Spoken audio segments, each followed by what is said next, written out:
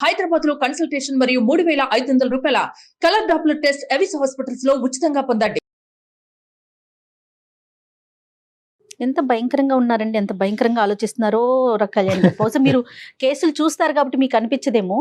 చాలా హలో అమ్మా నమస్తే, రాధమ్మ గారా? అవునండి. అమ్మా నమస్తే, నేను జయానమ్మ అందమైన జీవితం ప్రోగ్రామ్ నుంచి కాల్ చేస్తూ ఉన్నాను. అలాగా బాగున్నారమ్మా? అమ్మ నాతో నేనేనండి రాధమ్మని. రైట్ రైట్ కళ్యాణ్ చక్రవర్తి గారు కూడా ఉన్నారు, మీతో మాట్లాడొచ్చా? మాట్లాడొచ్చండి, ఫ్రీగానే ఉన్నాను. రైట్, మీరు మెయిల్లో పెట్టిన విషయం ఒకసారి డాక్టర్ గారితో డిస్కస్ చేయండి మా. రాధమ్మ గారు నమస్తే అమ్మా. నమస్తే అండి డాక్టర్ గారు. అమ్మా చెప్పండి, మీ వయసు ఎంత? నా వయసు 50 సంవత్సరాలండి. ఏంటమ్మా ఈ వయసులో వచ్చిన సమస్య ఏంటో చెప్పగలరా? నేను ఎన్నాళ్ళుగానో భద్రపడుతున్న సమస్య డాక్టర్ గారు. మా వారి సంసారాన్ని పట్టించుకునేవారు కాదు. పెళ్ళైన కొత్తలోనే వింత ప్రవర్తన చూశాను ఆయనది. పెద్దలు చేసిన పెళ్ళే? పెద్దలు చేసిన పెళ్ళే అండి. పిల్లలు ఎంతమంది అమ్మా? పిల్లలు 3 అండి, 2 ఆడపిల్లలు, 1 బాబు. ఏం చేస్తుంటారమ్మా అతను? ఏం చేసేవారు, ఏం చేస్తుంటారు?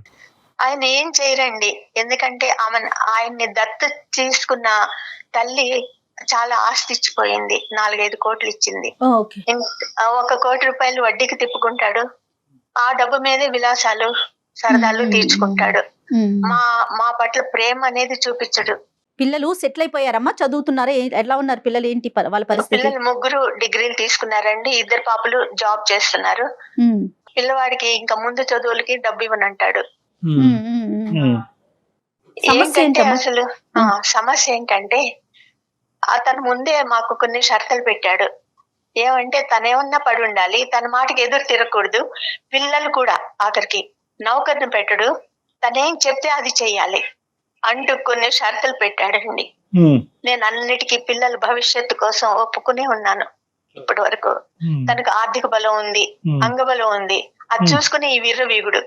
అది కాక పురుషుడు పులి అనుకున్నాడు.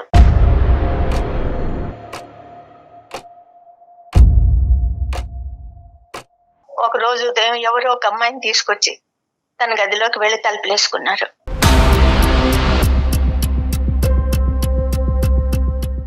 ఎవరి అమ్మాయి? ఎంత వయసు? ఎక్కడ అమ్మాయి? ఎవరో చిన్న అమ్మాయి అండి. అది 5 గంటల తర్వాత బయటకు వచ్చారు. బయటకు వచ్చి వడ్డించమన్నాడు. సరే వడ్డించాను. ఆ అమ్మాయి చేతులు కడుక్కుని లోపలికి వెళ్ళిపోయింది తినేసి. ఆయన చేతులు కడుక్కుంటుండగా అడిగాను ఎవరి అమ్మాయి అని. అంటే చెప్పాడనమాట,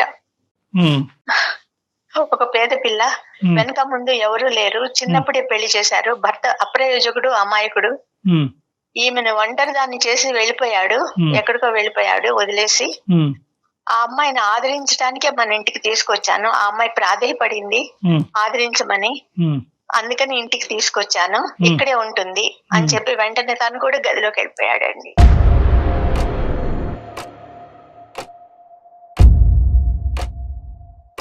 మీరు ఎందుకు యాక్సెప్ట్ చేశారు? మమ్మల్ని వాక్ స్వాతంత్రం లేకుండా చేశాడు కదా ఆయన. ముందరే చెప్పాడు కదా, నేనేం చేస్తే అది చూస్తూ ఉండాలి. చేయటం అంటే ఏంటమ్మా, మీరు వైఫ్ కదా, ఇప్పుడు ఇద్దరు ఈక్వల్ కదమ్మా. వన్స్ పెళ్ళంటూ జరిగాక అక్కడ ఆస్తిపాస్తులు ఏముంది కళ్యాణ్ గారు? కానీ దానికి ముందు ఈవిడ రాకముందు మీ స్థానబలం ఎంత ఉందమ్మా? మీ ఒక భార్యగా మీకు ఎంత ఇంపార్టెన్స్ ఉంది? 3 పిల్లల తల్లిగా మీకు ఎంత ఇంపార్టెన్స్ ఉంది? ఈవిడ వచ్చే టైంకి 3 పిల్లల్ని కన్నారా లేదా? వచ్చే టైంకి 3 పిల్లలు ఉన్నారండి నాకు. మరి ఆటోమేటిక్ గా మీకు ఉన్న ఇంపార్టెన్స్ ఏంటి? పిల్లలకు అనేటటువంటి మెషిన్ లాగా మీరు మీ పాత్ర, లేదంటే ఒక భార్యగా మీకు స్థానం ఉందా? పిల్లల మీద కూడా అరిసేవాడు, ఏమన్నా అడిగితే అరిసేవాడు.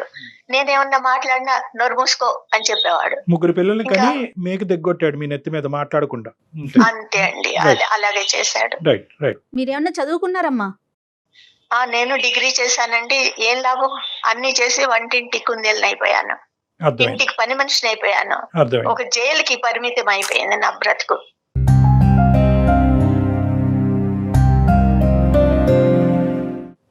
అప్పుడు ఇటు మీ అత్తగారి తరపున గానీ అమ్మ వాళ్ళు కానీ వాళ్ళందరికీ ఈ విషయం తెలుసనమ్మా? తెలుసండి, కానీ ఈయన ఆర్థిక బలం చూసుకుని వాళ్ళు ఏం మాట్లాడేవారు కాదు. అంటే డబ్బుంటే ఏదైనా చేసేయొచ్చా ఏం డాక్టర్ గారు అని అతని ఊహ. ఎలా ఉన్నారు జనం? ఇలా కూడా ఉన్నారా? అంటే డబ్బు ఒకటే కాదమ్మా, డబ్బు ఇచ్చేటటువంటి అహంకారంతో పాటు వచ్చే కండబయలం, గుండె ధైర్యం, ఇవన్నీ ఆ. ఏవైతే ఉన్నాయో మరి ఇతను మరి ఆ వ్యక్తిత్వం ఏంటి అనేది మరి అతనితో మాట్లాడితే మనకు అర్థం అవుతుంది. కానీ ఆ తర్వాత ఈ అమ్మాయితో ఏమైనా ప్రయాణం మీ ఇంట్లోనే కొనసాగిందమ్మా? అక్కడితో ఆ కథ ముగిసి ఆ అమ్మాయి బయటికి వెళ్ళిందా? లేదండి, ఆ అమ్మాయి ఇంట్లోనే ఉంది, ఇప్పటికీ ఇంట్లోనే ఉంది. ఇన్నేళ్లు జీవచంగా బతికాను నేను. అదేంటమ్మా చాలా అన్ని అసహ్యంగా ఉంది ఆశలు వినటానికి. చంపుకొని నా పిల్లల కోసం, పిల్లల ముందు అల్లరి పడకూడదు అని, ఈ విషయాలు లోకానికి తెలవకూడదు మా జీవితం గురించి అసలు అని. కాదమ్మా, ఇన్ని సంవత్సరాలు 16 ఏళ్ల క్రితం ఆవిడ మీ జీవితంలోకి వచ్చింది. ఇంకా తెలియకుండా, అంటే మనం అనుకుంటే తెలియకుండా ఉండదు కదా. పిల్లల వయసు పెరిగే కొద్దీ ఇంకొక స్త్రీ ఇంట్లో ఉంటే ఆటోమేటిక్ అర్థమైపోతుంది కదా తను ఎవరని. మీ తరపున ఆయన తరపున కాదు కదా. సరే పిల్లలు కూడా అడిగేవారండి, మరి ఏంటమ్మా ఏంటిది అడగరు? ఎన్నాళ్ళు, అసలు ఆమె ఎవరు అని. పిల్లలు ఏం అడిగేవారు అనేది పక్కన పెట్టండి. వాళ్ళు చాలా చంటి పిల్లలు, అప్పుడే 1, 2, 3 ఇయర్స్ అంతే మాక్సిమం ఈవిడ ఎంటర్ అయ్యే టైంకి. మీరేం ప్రశ్నించారు? బంధువులం లేదండి నాకు, అవకాశం లేదు ఆవిడకి. నా అవకాశం లేదు. ఎందుకంటే నా పేరెంట్స్ చచ్చిపోయారు. అన్న వదిళ్ళు, అక్క చెల్లెళ్ళు వీళ్ళు కూడా ఇదొక భారంగా భావించేవారు. ఎప్పుడన్నా వెళ్తే కూడా ఇంకా వాళ్ళకి చులకనవ్వకూడదని నేను వచ్చేసాను అనమాట. Correct. వెళ్లేదాన్ని కాదు. Right. కాబట్టి నాకు అసలు బంధు బలం కూడా లేదు. సరే, మీరు మీ ఒక బంధుబలం లేదు, సహసహకారాలు లేవు. మీరు అడిగేటటువంటి ప్రశ్నలు అతని దగ్గర నుంచి వచ్చిన జవాబు ఏంటమ్మా?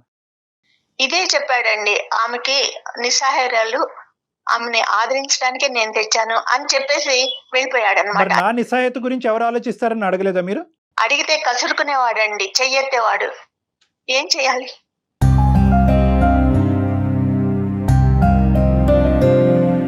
రాదమ్మా, ఇప్పుడు ఆ వ్యక్తి ఎవరైతే కనుక మీతో పాటు వచ్చి 16 సంవత్సరాల పాటు మీ ఇంట్లో ఒక మనిషిగా మీ స్థానానికంటే బలమైనటువంటి స్థానం తీసుకున్నటువంటి ఆ గొప్ప స్త్రీ ఎవరైతే ఉందో ఆవిడ నిజంగా మొదటి నుంచి నిస్సహాయరాలా, లేదంటే ఇక్కడికి వచ్చిన తర్వాత కుటుంబ సభ్యులందరూ కూడా బాయ్కాట్ చేశారా?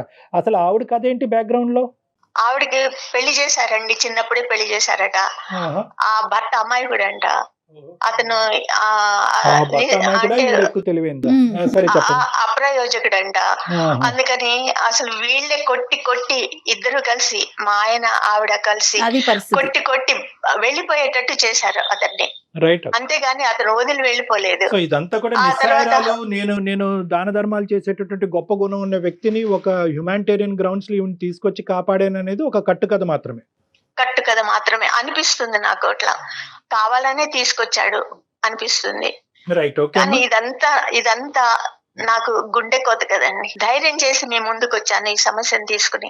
చాలా లేట్ అయిందమ్మా, చాలా ప్రయాణం. మీరు అడిగేటటువంటి ప్రశ్న బహుశా నిలదీసేటటువంటి పూర్తి స్థాయి ఎఫర్ట్ అనేటటువంటిది జరిగిందనేటట్టు నేను అనుకోవట్లేదమ్మా. ఈరోజు పిల్లల వరకు వచ్చింది అంశం, పిల్లల పెళ్ళిళ్ళ వరకు వచ్చింది కాబట్టి మీరు బహుశా మాకు కాల్ చేసి ఉండొచ్చు, ఈమెయిల్ పంపించి ఉండొచ్చు. వాళ్ళిద్దరికి ఏమైనా పిల్లలు ఉన్నారమ్మా? లేరండి, వాళ్ళకేం వాళ్ళిద్దరికీ పిల్లలు పిల్లలు లేరు. లేరు. ఓకే. ఏదో జాగ్రత్తలు తీసుకుని ఉంటారు వాళ్ళు.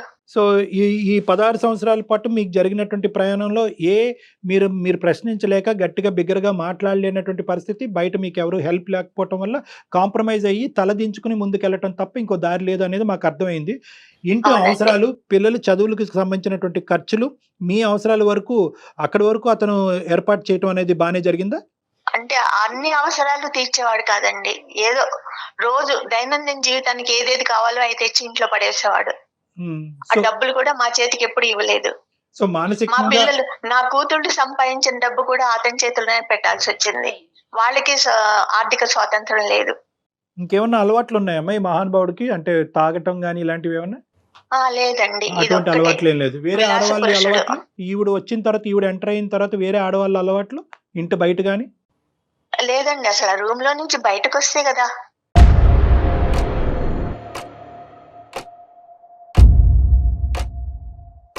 కాదు కళ్యాణి గారు, సంవత్సరాలు గడిచిపోయినాయి. గడిచిపోయినాయి. ఇప్పుడు వరకు ప్రశ్నించినటువంటి రాధమ్మ గారు ఈ రోజు మాకెందుకు ఈమెయిల్ పంపించారు? అది నేను ఎప్పటికైనా దీనికి సొల్యూషన్ ఉంటుంది మీ దగ్గర అని. రాధమ్మ గారు ఆలోచన కరెక్టే, మీ మాటకు అడ్డొస్తున్నాను. కానీ ఏంటంటే టైం ఇస్ ద ఎసెన్స్ అమ్మ. బహుశా ఇదేంటంటే చాలా లేట్ అయింది, అయినా కానీ మన వంతు ప్రయత్నం మనం చేద్దాం. పిల్లల్ని కనేసాను కాబట్టి నేను తలదించుకుని ముందుకెళ్ళటం తప్ప ఇంకో దారి లేదు అని చెప్పి స్టార్టింగ్ లో మీరు వెనకడుగు చేశారు చూడండి, అదే ఈ రోజు మీ మెడ చుట్టుకుంది. పిల్లల మీద ప్రేమ చూపించడండి. నా మీద ప్రేమ అసలు ఎప్పుడో పోయింది, అసలు లేదు ప్రేమ. ఏదో వాడుకున్నాడు తప్ప. ఇప్పుడు ఈ ప్రేమనంతా ఆమెకి ఇస్తుంటే నాకు ఎంత కంటకింపుగా ఉంటుంది. పిల్లలు ఏమైపోతున్నారు?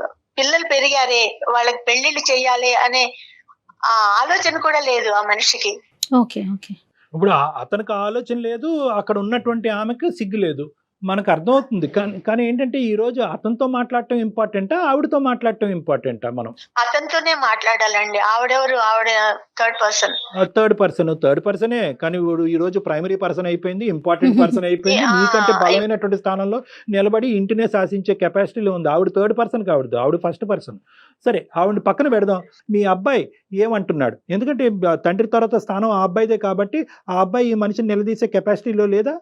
ఇంకా అబ్బాయి ఏం చేస్తాడండి, ఏమన్నా కొంచెం ఎదురు తిరిగాడంటే కొట్టడం, లేకపోతే 2-3 రోజుల దాకా వాళ్ళకి పనిష్మెంట్. ఇప్పుడు మా ద్వారా మేము ఒక సలహా సూచన ఇవ్వటం ద్వారా ఈవిడ్ని ఇంట్లోంచి బయటకు పంపించటం అనేటటువంటిది ఎంతవరకు సాధ్యపడుతుంది అని మీరు అనుకుని మాకు చేశారమ్మా. అది సాధ్యమా అసాధ్యమా? నెంబర్ 1.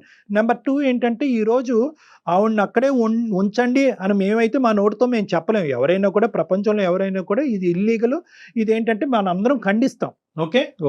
సుప్రీంకోర్టు ఈ సెక్షన్ తీసేసి పెళ్లి కాకపోతే పెళ్లి అయిందమ్మా, వాళ్ళు పెళ్లి చేసుకున్నారా అమ్మా? చేసుకోలేదండి, తెచ్చి ఉంచుకున్నాడు అంతే. తెచ్చి ఉంచుకున్నాడు కాబట్టి ఒకసారి ఆయనతో మాట్లాడే ప్రయత్నం చేద్దామమ్మా. అంటే మీ ఎక్స్పెక్టేషన్ ఏంటంటే, ఒకటమ్మా, మేము అతనితో మాట్లాడే ముందు మీ ఎక్స్పెక్టేషన్ మాకు క్లియర్ కట్ గా కావాలి. ఈరోజు 16 సంవత్సరాల పాటు ఈ మొక్క పెద్ద మానైంది. ఓకే, దీన్ని తుంచటం అనేటటువంటిది అందమైన జీవితంలో ఉండే మా ఇద్దరికి సాధ్యపడుతుందా లేదా? నెంబర్ 1. నెంబర్ 2, అది కాదండి నా ఉద్దేశం. ఆవిడ ఇక్కడ ఉండి చచ్చేంత వరకు ఇక్కడే ఉన్నా, నేను చనిపోయేంత వరకు ఆవిడ ఇక్కడ ఉన్నా కూడా పిల్లలకు సంబంధించినటువంటి బాధ్యతాయుత రోలు తండ్రిగా అతను పాత్ర పోషించగలిగితే కనుక నేను సంతృప్తి చెందుతాను అనే ఉద్దేశంతో చేశారా? ఈ రెండిట్లో అవునండి, పిల్లల్ని పోషించగలడు, ఆమెను పంపించేసి ఇక ముందు పిల్లలు భారం అంతా తను చూసుకోగలడు అనే ఉద్దేశంతోనే నేను మీకు ఇచ్చేసాను. ఒక ప్రయత్నం చేద్దాం. దగ్గరుంటే ఫోన్ ఇవ్వండి, దూరంగా ఉంటే ఫోన్ కలపండి. మరొకసారి ఆయనకి కనెక్ట్ చేస్తారండి? తప్పకుండా అండి. ఒక్క నిమిషం అండి. మీరు మాట్లాడే వ్యక్తి మీ కాల్ ని హోల్డ్ లో పెట్టారు. దయచేసి లైన్ లో వేచి ఉండండి. ఆప్కా కాల్ హోల్డ్. హలో, ఎక్కడున్నారు? నేను బయట ఉన్నాను. చెప్పు, అంటే విషయం చెప్పు. ఏం లేదు, మన భాగవతమే. దాని గురించి ఒక సైకియాట్రిస్ట్ డాక్టర్ గారితో మాట్లాడాను. ఎవరు, నాకా నీకా? ఇద్దరికి. నీకేమైంది? నాకేం కాలేదే. నీకేం కాలేదని నువ్వు అనుకుంటున్నావు. సరే, నాకే ఫోన్ నాకోసమే అనుకో.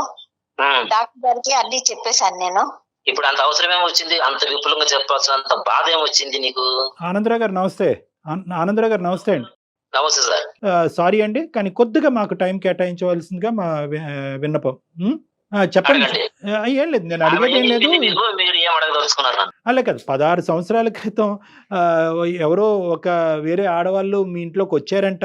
ఆవిడతో పాటు మీ ప్రయాణం మొదలైందంట, ఇప్పటికీ కూడా అది కొనసాగుతుందంట. దానివల్ల ఏంటంటే ఈవిడికి లభించవలసినటువంటి స్వేచ్ఛ అవనియండి, ఆనందం అవనియండి, జీవితం అవనియండి, ఆవిడకి లభించలేదంట. దాంతోపాటు పిల్లలు కూడా సఫర్ అయ్యారంట. 3 పిల్లలు, వయసు వచ్చినటువంటి పిల్లలు. బాబు ఎంఎస్ చేయడానికి బయటకు వెళ్ళాలి అంటే కనుక దాని మీద మీరు పూర్తి స్థాయి సహకారం అందించట్లేదంట. ఆడపిల్లలు, పెళ్ళి అయ్యేటటువంటి ఆడపిల్లలు ఈ వయసుకు వచ్చి వాళ్ళు సంపాదిస్తే కనుక ఆ సంపాదన మీద కూడా మీరు డిపెండ్ అవటం జరుగుతుంది. ప్లస్ వాళ్ళకి పెళ్లిళ్ళు చూడటం జరగట్లేదంట. సో ఇది సారాంశం. మీరేం చెప్పాలనుకుంటున్నారు ఆనందరావు గారు? సార్, ఇక్కడ విషయం ఏంటంటే వినండి. ఇప్పుడు ఒక ఆమె అంటే ఏమి సోర్స్ లేని టైంలో ఎవరు లేరు ఆమెకి. ఏదో నేను పక్కన ఉన్న పరిచయాలు కాబట్టి కొద్దిగా ఆ ఉద్దేశంతో నన్ను ఆశ్రయం అడిగింది. సార్, ఇలాగ ఉంది నా పరిస్థితి, కొంచెం మీరు దయచేసి ఏమనుకోకుండా మరి ఇలాగ నాకు ఆశ్రయం కల్పించగలరా అంటే, దాంట్లో ఏముందమ్మా, ఏ ఆడదైనా కానీ తప్పదు, మరి మనం ఆదుకోవాలి, ఇది భారతదేశం, ఇది భారతదేశంలో స్త్రీని గౌరవిస్తేనే బాగుంటుంది, కాబట్టి దానికి అభ్యంతరం, నీకు ఏం కావాలి నా నుంచి అంటే, ఇలాగ ఉంది సార్ పరిస్థితి, నాకు బయట నేను ఎక్కడ సంపాదించుకోలేను, నాకు ఏది లేదు కాబట్టి కొంచెం మీ దగ్గర ఉండగలను సార్ అంటే. ఆవిడ ఎవరండి? రోడ్డు మీద అడుక్కున్న ఆవిడ కాదండి, ఇంటి అవతలండి. ఆమె భర్త వచ్చేసి కొంచెం మైల్డ్ గాను, తాగుబోతూ, కొద్దిగా చూసేవాడు కాదు, కొట్టేది, ఇట్లా హింస గురి అయ్యేది అన్నమాట. ఆమె కనిపించే మగాళ్ళందరినీ కూడా ఆవిడ ఇలాగే ఆదరణ అడుక్కుంటా ఉంటదా? ఇప్పుడు మనకి తెలిసిన వాళ్ళు ఉంటేనే అడుగుతారు. ఆవిడతో మీకు పూర్వపు పరిచయం ఉంది? పరిచయం అంటే పక్కింటి వాళ్ళు ఉన్నప్పుడు మాట్లాడతారు కదండి మామూలుగా. సరే, మీరు మాట్లాడారు. సరే, మేము ముందే ఖండించాలని అనుకోవట్లేదు, మీ వర్జన్ మీరు చెప్పండి. మీరు ఖండించినా ఖండించకపోయినా నేను చెప్పేది నా వర్షన్ ఒకటే. మేము ముందే మాట్లాడాలని అనుకోవట్లేదు, తర్వాత మాట్లాడతాం, ముందు మీరు చెప్పండి. అలాగే సార్. మీకు కొన్ని పదాలు నచ్చట్లేదు. అలా అడిగింది, తీసుకువచ్చింది, నా ఇంట్లో ఉంటుంది. ఉమ్, అయితే ఉంటుంది కాబట్టి దానికి ఆవిడ నాకు, నా భార్య కూడా నాకు దానికి ఏం అడ్డు చెప్పలేదు. ఇంతకాలం అయింది. ఉమ్. ఈ రోజున మరి మీ ముందు తీసుకొచ్చి ఆ బాధను ఎందుకు వెళ్ళకప్పుకుందో అయితే నాకైతే తెలీదు. ఆవిడకి బుర్ర లేదు, మీకు బుర్ర ఉంది. ఇప్పుడు అది కాదు సార్, అది అది కాదు సార్, సారీ ఆనందరావు గారు, మీ మాటకు అడ్డొస్తున్నాను. ఇప్పుడు ఇక్కడ ఆవిడకి బుర్ర లేదు, ఆవిడకి బుర్ర పని చేయలేదు, ఇంతకాలం ఆవిడ ఒక డిప్రెషన్లో పాతుకుపోయింది, ఆవిడకి బుద్ధి లేదు. ఒక నిస్సాయ స్థితిలో ఉండేటటువంటి ఒక ఆడదాన్ని తీసుకొచ్చి మన ఇంట్లో కూర్చోపెట్టిగా ఆవిడ సహాయత ఇవ్వటం, ఆవిడకి ఒక జీవితాన్ని ఇవ్వటం వల్ల ఇక్కడ నా భార్య పొజిషన్ ఏంటి, నా పిల్లల పొజిషన్ ఏంటంటే మినిమం కామన్ సెన్స్ ఆ వయసులో ఉన్న మీకు లేదా? సార్ ఒక్క మాట చెప్తా వినండి. జీవితాన్ని ఇచ్చారు, ఆమెను తీసుకొచ్చి అంటారు. జీవితాన్ని ఇవ్వడం అంటే ఏంటి? పెళ్ళన్నా చేసుకోవాలి, ఉంచుకోవాలన్నా ఉంచుకుంటే ఈ రెండిట్లో ఏదో ఒకటి జరిగితేనే జీవితాన్ని ఇచ్చినట్ల. ఆ జీవితాన్ని నేను ఆవిడకి ఇవ్వలేదు. ఆవిడికి కేవలం నేను గార్డియన్ టైప్ అంతవరకే ఉన్నాను. నా భార్య నా సొంతం. అది ఆమె ఆలోచించుకోకుండా మీకు వేరే విధంగా చెప్పడంలో మీరు వేరే విధంగా నన్ను క్వశ్చన్ చేశారు. ఓకే ఓకే, అది తప్పు. ఆమెను నేను గార్డియన్ అంటే ఒక రూమ్ లో ఉంటారా? అంటే అసలు గార్డియన్ అనేటటువంటి దానికి డెఫినేషన్ కూడా చెప్తే బాగుంటది ఆనందరావు గారు. నేను పోషిస్తున్నాను ఆమెని. మీరు పోషిస్తున్నారు అంతే. ఎస్, అంతవరకే. ఓకే, సరే సరే. ఇంకా అంతవరకే కానీ వేరేవి ఏమీ లేవు. ఇక రెండవది పోతే పిల్లల్ని చూడడం లేదు మీరు, అది ఇది అంటారు. పిల్లల్ని ఎంతకాలం చూస్తామండి? చిన్నప్పుడు పుట్టినప్పటి నుంచి ఒక స్టేజ్ వచ్చేంత వరకు పెంచుతాము, చేస్తాము, స్కూల్కి తీసుకెళ్తాము, వస్తాము. ఇప్పుడు వాళ్ళు పెద్దవాళ్ళు అయ్యారు, ఒక డిగ్రీ చదువుతున్నారు. ఆ చదివే వయసులో వాళ్ళకి మనం తోడు అవసరం. వాళ్ళ దారిని వాళ్ళని వెళ్ళనివ్వాలి. మనము నువ్వు సైన్స్ తీసుకోవాలంటే నేను సోషల్ చదువుతాను అన్నప్పుడు వ్యతిరేకత వచ్చినప్పుడు పిల్లల మైండ్ ఎలా ఉంటుంది? అప్పుడు మనం వాళ్ళని తేలేం కదా. నేను అట్లా ఫ్రీగా వదిలేను తప్పితే వాళ్ళని ఏదో నేను అందరిని నేను కజ్జాలు పెట్టుకోవాలి, నా మాట వినాలి అని దురుద్దేశం ఎక్కడ లేదు. గార్డియన్ ఎప్పుడు గదిలో కూర్చొనే చేస్తాడా ఆమె పోస్టర్ అంతా?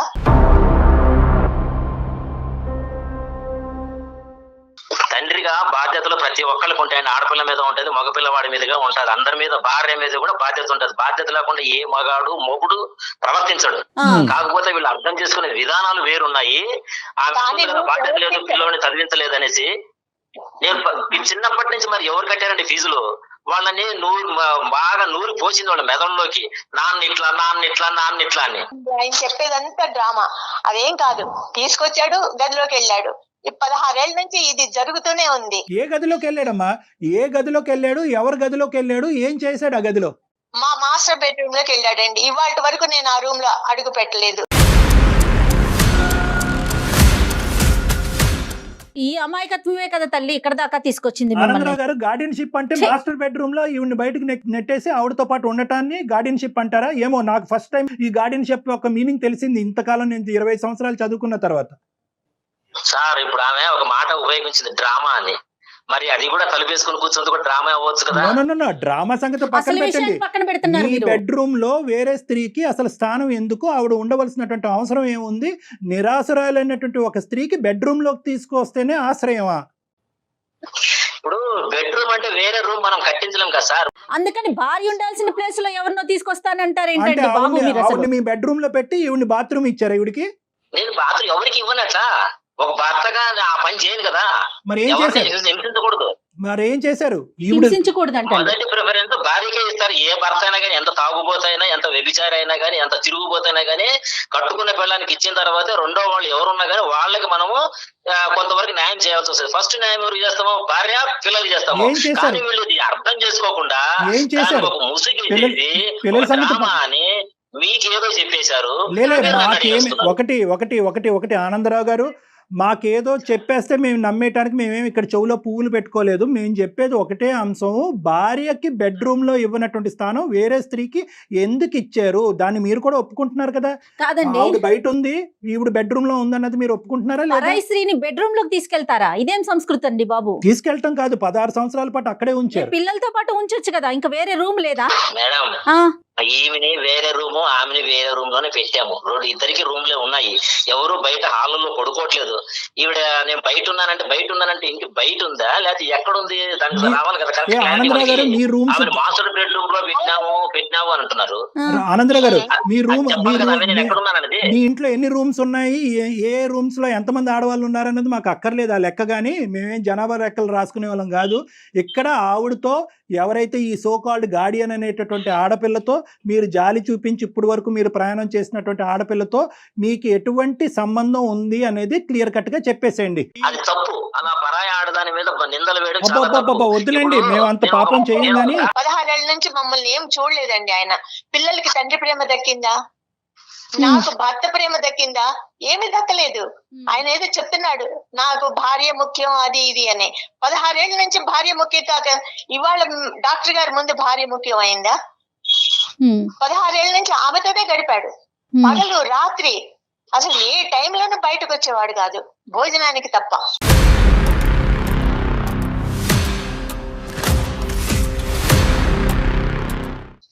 అమ్మ అటువంటి వాడికి భార్య ముఖ్యము, పిల్లలు ముఖ్యము అంటే ఇవాళ నమ్ముతానా నేను? ఏమి లేదండి, ఇదన్నీ కట్టుకథలు. ఆమెతోనే, ఆమె ఇంట్లో ఉంటే మేము ఇంట్లో ఉండలేము, ఆమె మేము ఉండాలి ఇంట్లో, అంతే.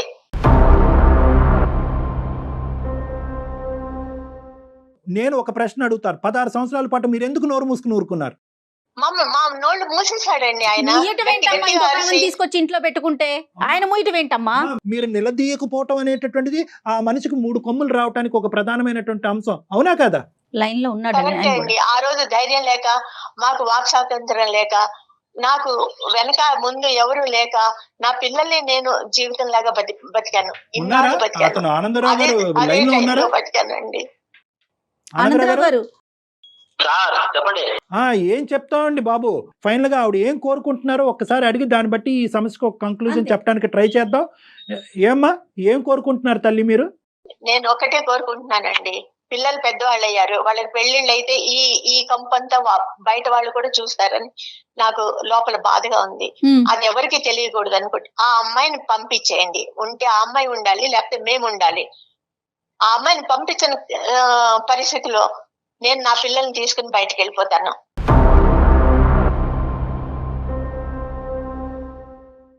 సార్ ఇప్పుడు అదే వాళ్ళు ఉద్యోగాలు చేస్తున్నారనే మనోధైర్యంతోనే బయటికి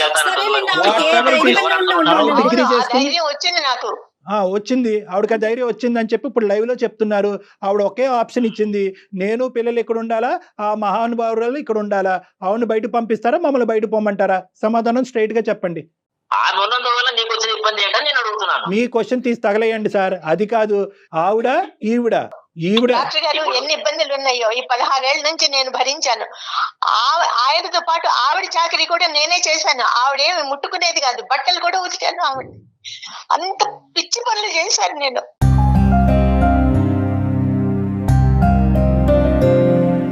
నేను నా పిల్లల్ని తీసుకుని బయటకు వెళ్ళిపోతాను, అంతే. తను ఏం చేసుకుంటాడు చెయ్యి.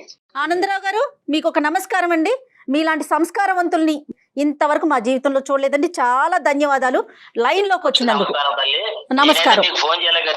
మంచిదండి, మంచిది. అంతే అంతే, క్షమించండి మేము మాట్లాడినందుకు మీతో. నమస్కారం, ఉండండి. ఎలా మాట్లాడుతున్నాడు? అమ్మా ఇప్పుడు తీసుకొచ్చింది నువ్వే తల్లి, ఇక్కడి వరకు తీసుకొచ్చింది మీరే. దానికంటే ఇంపార్టెంట్ ఏంటంటే కనుక ఇలాంటి అంశాలు వింటే కనుక ప్రతి వాళ్ళకి మేమేమన్నా ఈ ప్రోగ్రామ్ ద్వారా రాంగ్ ఐడియాస్ ఇస్తున్నామేమో, ఆడవాళ్ళని తీసుకొచ్చి ఇంట్లో పెట్టుకుని ఆశ్రయం కలిగించామో, నిరాశ్రయులైనటువంటి స్త్రీలు అని చెప్పి ఒక కొత్త కాన్సెప్ట్ ఓపెన్ అవుతుందేమో అనే భయంతో అతను గుడ్ బై చెప్పాం. ఇంకెక్కువ మాట్లాడలేమమ్మా అలాంటి వ్యక్తులతో. మీకు అవకాశం ఉంటే ఒకసారి పర్సనల్ గా డాక్టర్ గారిని కలవండి, మరింత మనోధైర్యం తెచ్చుకోండి తల్లి. మీ నిర్ణయం మీరు తీసుకోండి, సరేనా? ప్రతి అడుగు ఆలోచనతో తీసుకోవాలి, ఇమోషన్తో కాదు. ఇప్పుడు ఆ మనిషి మళ్ళీ మీ దగ్గరికి వస్తాడు, 3 పిల్లల్ని తీసుకుని నువ్వు బయటకు ఎలా బతుకుతావు అని చెప్పి మీరు జాగ్రత్తగా గుర్తుపెట్టుకోవాలి. పిల్లలు చిన్నగా ఉన్నప్పుడు వాళ్ళు మీ మీద డిపెండ్ అయినప్పుడు బహుశా అతను చెప్పినటువంటి కాన్సెప్ట్ రైట్ ఏమో, బహుశా అదే కాన్సెప్ట్ వల్ల చాలా మంది ఆడవాళ్ళు అలాగా దహించుకుపోతున్నారు. కానీ ఇప్పుడు పిల్లలు నీ వెంట ఉన్నారు అనేటటువంటి మనోధైర్యం, పిల్లలు మిమ్మల్ని కాపాడుతారు అనే ధైర్యం మీకు ఉంటే కనుక ఇక్కడ ఇమోషన్తో కాదు, లాజిక్తో నిర్ణయం తీసుకోండి. ప్రతి నిర్ణయంలో ఒక ప్రొఫెషనల్ యొక్క హెల్ప్ ఉండాలి. అది నాలాంటి సైకాట్రిస్ట్ అన్న అవ్వచ్చు, లేదంటే ఒక లీగల్ హెల్ప్ అయినా అయి ఉండొచ్చు. ఆ విధంగా మీరు ఖచ్చితమైనటువంటి ఒక మార్గాన్ని నిర్ణయించుకుని ముందుకెళ్ళేటటువంటి ప్రయత్నం చేయండి. రైట్ అమ్మా.